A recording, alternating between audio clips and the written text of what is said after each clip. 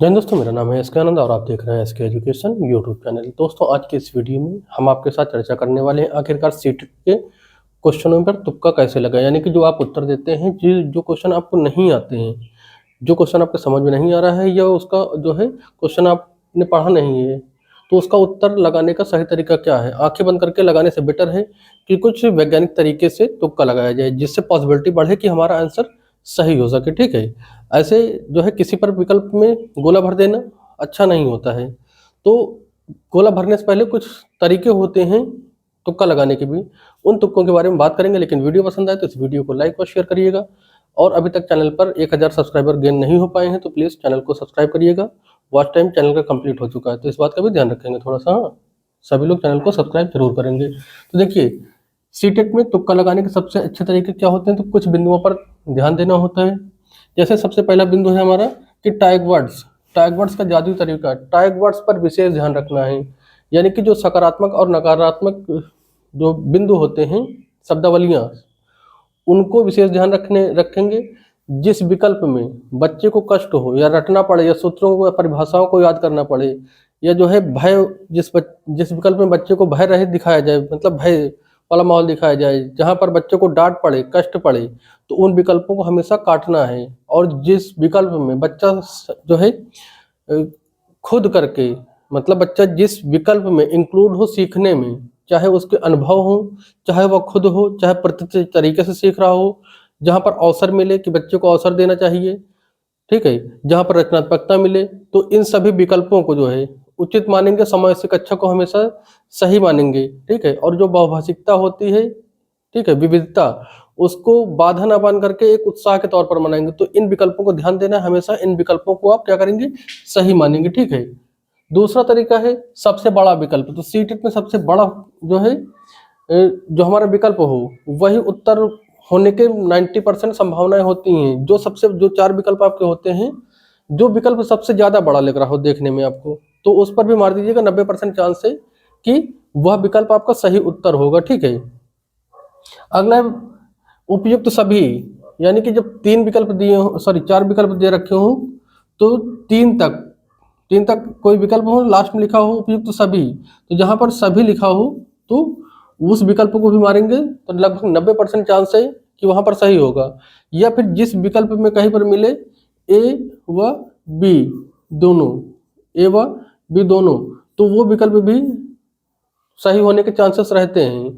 काफी क्वेश्चन आते हैं, जैसे आपका ईवीएस में क्वेश्चन आएगा, ईवीएस में क्वेश्चन आता है कि जैसे किसी जानवर के बारे में पूछा, किसी चिड़िया के बारे में पूछा, ठीक है, या घरों के बारे में पूछा, या कहीं से पूछता है, तो ईवीएस में जहां पर मिलेगा ए व बी दोनों, तो मैक्सिमम चांस वहां से बनते हैं कि वो आंसर आपका, वो ऑप्शन आपका सही होगा, ठीक है।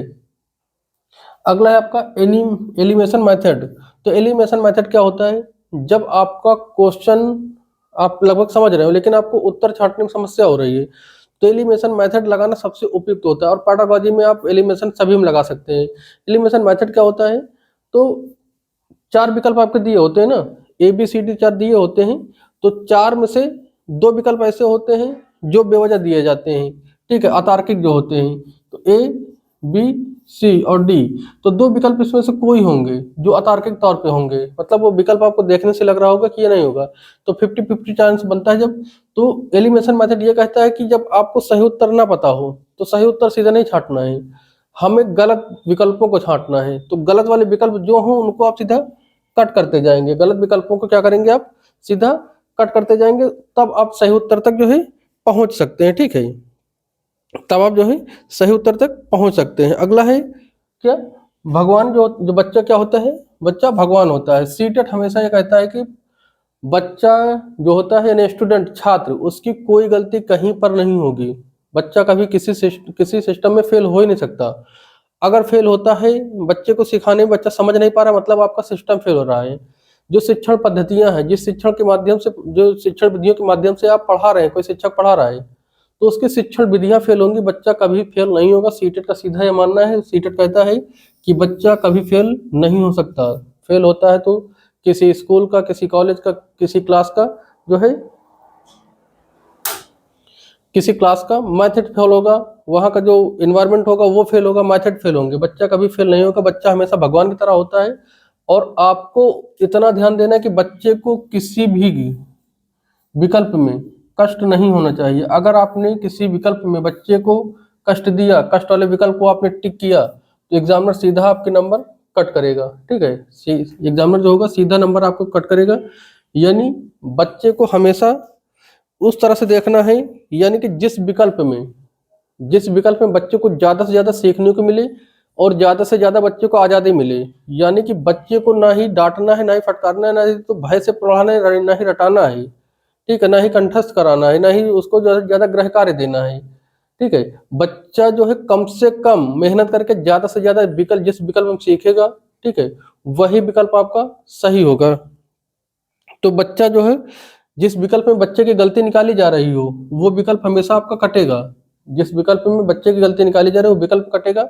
बच्चे को हमेशा आपको सही दिखाना है, कितनी भी गलतियां कर दें, लेकिन उस विकल्प को, उसमें बच्चे को हमेशा आपको सही दिखाना है। इस चीज को भी आप ध्यान रखेंगे। ठीक है, अब देखिए जहां पर आपको अगला पॉइंट है, जब आपको कुछ ना समझ में आए तो क्या करें। जब क्वेश्चन ना ही समझ में आए, ना ही और उसके जो है विकल्प समझ आए, तो फिर क्या करना चाहिए। तो फिर उसमें जो है 4 विकल्प आपके दिए होते हैं, ए, बी, सी और डी। ठीक है, तो इसमें पॉसिबिलिटी हो कि आप इसको छोड़िएगा, इसको छोड़िएगा, इस विकल्प के साथ या इस विकल्प के साथ जा सकते हैं। ऐसा लॉजिक नहीं है, लेकिन मैक्सिमम देखा जाता है जो सीटेट में आंसर आते हैं 100% सही नहीं होता ये।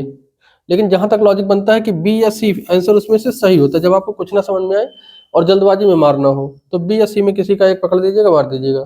ठीक है, इधर से इनको इनको ना मारिएगा, क्योंकि ये थोड़ा सा ऑप्शन कम मिलते हैं। जो अभी तक पेपर हुए हैं उनमें आपका जो आंसर निकल के आया मैक्सिमम बी या सी पे निकल के आया है। तो ये कुछ बिंदु थे जिनके माध्यम से आप तुक्का लगा सकते हैं, और इस सबसे सही तरीके अब तक माने गए हैं। ठीक है, ये तुक्का लगाने के सबसे सही तरीके माने गए हैं। इनमें से मैक्सिमम चांस रहता है कि आप सही उत्तर तक पहुंच पाएंगे। तो दोस्तों बस आज की वीडियो में बस इतना ही। वीडियो पसंद आए तो इसको लाइक और शेयर करिएगा, और चैनल को सब्सक्राइब नहीं किया अभी तक तो चैनल को सब्सक्राइब करिएगा। मिलते हैं नेक्स्ट वीडियो के साथ किसी नई टेक्नोलॉजी के साथ, तब तक के लिए जय हिंद।